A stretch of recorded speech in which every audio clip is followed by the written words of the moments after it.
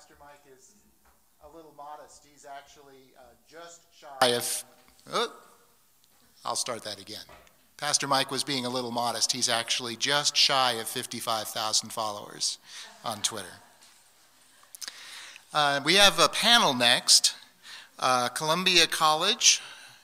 Instructors at Columbia College are using Facebook, YouTube, along with blogs, discussion forums, wikis, and other educational internet resources to foster 21st century skills and connect with students regularly and effectively.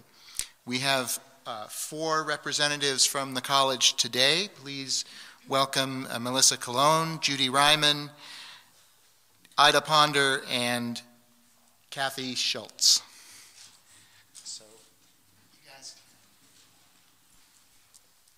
Hi everyone, and welcome today. We're really excited to be here representing the college. And before I get started and introduce myself a little, I just wanted to tell you that I'm a new grandmother, and I got to see my new grandson last night on FaceTime. It is an awesome mobile technology that I have on my iPhone, and minutes after he was born, my son was able to call in, and I was able to see him. So it's really exciting what's happening today in the world. And again, I want to welcome you here. I'm from the college and we have a panel here. I'm actually the distance education coordinator for Columbia College. What that means is I help faculty to be able to develop online classes, and many of our faculty are using the social media tools within the Blackboard course management system, which we happen to be using at this time. A lot of times we use blogs, wikis, threaded discussions, and electronic journals. And one of the things that we have found is that we really want to connect regularly and effectively with our students. So a lot of that is text-based. So some of the things that our instructors are starting to use now is things like Facebook, YouTube, Skype, some of those types of technology tools that can create that human presence among our students. So blogs, for instance, are really good for reflection, and wikis are such a great collaborative tool that's built in, again, to the course management system.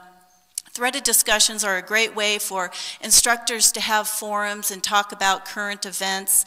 And we just have these tools that we're trying to enhance among the students and get them interested. What's interesting about our students is they're coming to expect some of these technology tools. A lot of them are already on Facebook, they have iPhones, they're tweeting, they're just doing a lot of the technology, social media already. And so we're trying to build this into the curriculum, into the online class. We also have instructors that do not teach online classes that use the social media, such as Facebook. Our natural resources and forestry instructor is on Facebook every day documenting and posting videos and clips and interesting things for his students to stay connected. Also, our Academic Achievement Center instructor is using Facebook, as well as our GPS program, which is guidance, planning, and success for our students. What we have become to really want to impress upon everyone is that these are tools, but yet these are essential skills for the 21st century student.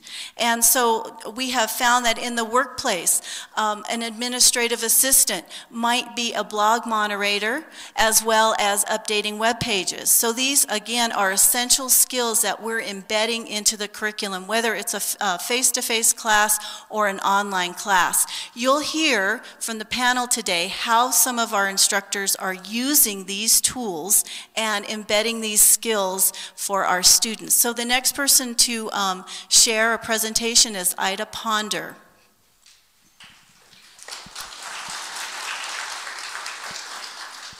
Hi, I'm Ida Ponder, and I teach at Columbia College. I actually teach in 3 different areas. I teach in computer science, business administration, and entrepreneurship.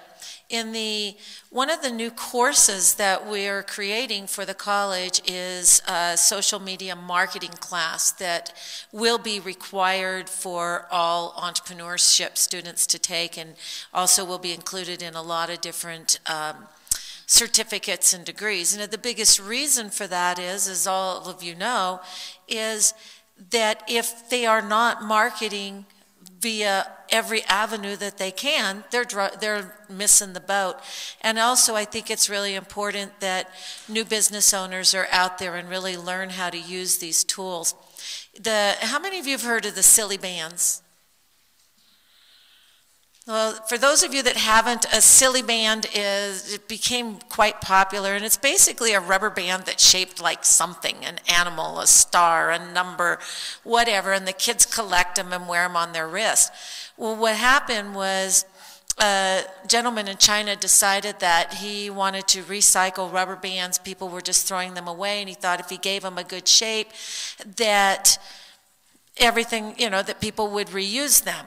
Well, a gentleman here in the United States said, wow, I can do something with that. So he did basically a rubber band made out of silicone and created it to these silly bands and only marketed it on social media, on Twitter, on Facebook, but the biggest marketing was on YouTube.